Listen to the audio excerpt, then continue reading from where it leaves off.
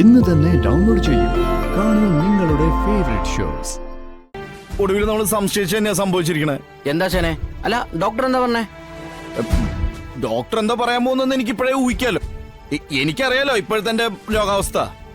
അതെന്റെ ശരീരത്തിനെയും മനസ്സിനെയൊക്കെ വല്ലാണ്ട് തളർത്തിക്കൊണ്ടിരിക്കടാ. ആ പേടിയോണ്ടേ എനിക്ക് ഡോക്ടറെ അടുത്തേക്ക് പോകാൻ പറ്റിയില്ല. എടാ ഞാനങ്ങനെ മരിച്ചു പോടാ. എന്തൊക്കെയാ എന്റെ ആശാൻ ഈ പറയുന്നേ?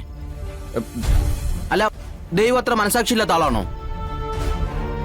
ദേ ആശാൻ ഒന്നും വരില്ല, വരാൻ ഞാൻ സമ്മതിക്കില്ല. എടാ ഇത് തന്നെയാണ് ഞാനും പറഞ്ഞോണ്ടിരുന്നേ. എനിക്കൊന്നും വരില്ല, വരാൻ ഞാൻ സമ്മതിക്കില്ല എന്നൊക്കെ. എന്നിട്ടിപ്പോ എന്താണ്ടായേ? ദേ ആശാനെ വെറുതെ പറഞ്ഞ് പേടിപ്പിക്കല്ലേ. അല്ല ഇപ്പോഴത്തെ ആശാന്റെ ബുദ്ധിമുട്ട് എന്താ?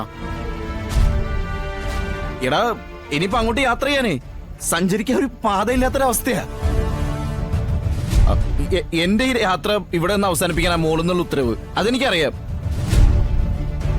അപ്പൊ പിന്നെ വിഷമിക്കാതെ വേറെ നിവൃത്തിയുണ്ടോ? വെച്ചൊഴിയ എന്നേക്കുമായിട്ടെ. എടാ വൈദ്യശാസ്ത്രത്തിൽ എന്നെ രക്ഷിക്കാനാവില്ല. അപ്പൊ ഞാൻ മരിക്കും. ആശാനെ അതേടാ സത്യം ഞാൻ ഈ പറയുന്നത്. ഞാൻ ഡോക്ടറെ സതീഷിനെ കാണാൻ പോയിരുന്നെങ്കിൽ അയാൾ എന്നോട് പറയാൻ പോകുന്നത് ഇതൊക്കെ തന്നെയായിരിക്കും. മരണം അതടുത്തെത്തി കഴിഞ്ഞു. കയ്യെത്തും ദൂരത്തുണ്ടത്. ഒന്ന് കണ്ണടച്ചു തുറക്കും മുമ്പ് അതെന്നെ കൊണ്ട് പോകും. ഉറപ്പാ. ചങ്ക് പറഞ്ഞു പോകുന്ന കാര്യങ്ങൾ എന്റെ യാചന പറയുന്നേ. എടാ നിന്നെയൊക്കെ ചങ്ക് കീറിയ അവസ്ഥയില ഞാൻ.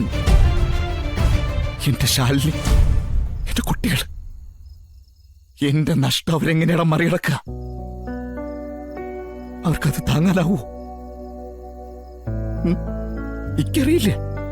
ആലോചിച്ചിട്ടൊരു എത്തും പിടി കിട്ടാത്തോടെ നിന്നെ വിളിച്ച.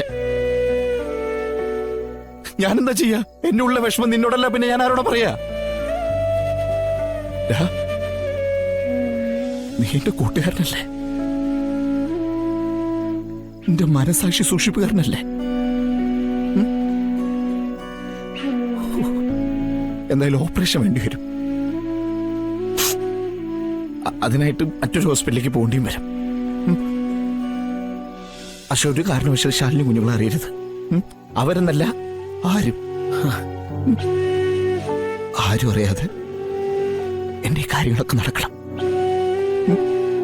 അതിന് എനിക്ക് നിന്റെ സഹായം കൂടിയേ തീരും. എനിക്കറിയാം നിനക്കത് സഹിക്കാൻ പറ്റില്ലെന്ന്. പക്ഷെ വേറെ വഴിയില്ല. അതുകൊണ്ടാണ് ഞാൻ നിന്നെ അറിയിച്ചത്.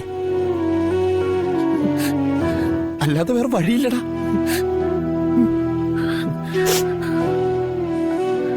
പിന്നെ എനിക്കെന്തെങ്കിലും പറ്റിപ്പോയാ ഇവിടുത്തെ കാര്യങ്ങൾ ശ്രദ്ധിക്കണം. പിന്നെ കുട്ടികളെ സമയത്തും സ്കൂളിൽ കൊണ്ടാക്കണം. അതുപോലെ തന്നെ അവരെ തിരിച്ചു കൊണ്ടുവരണം. പിന്നെ അമ്മ, അച്ഛൻ, ഇവരൊക്കെ എൻ്റെ ഒരൊറ്റ ധൈര്യത്തിൽ ജീവിക്കുന്നവരാ. അത് പെട്ടെന്നൊരു ദിവസം ഇല്ലാണ്ടായ അവര് തകർന്നുകൂടാ. പിന്നെ ശാലിനി, അവളിതെങ്ങനെ നേരിടാ?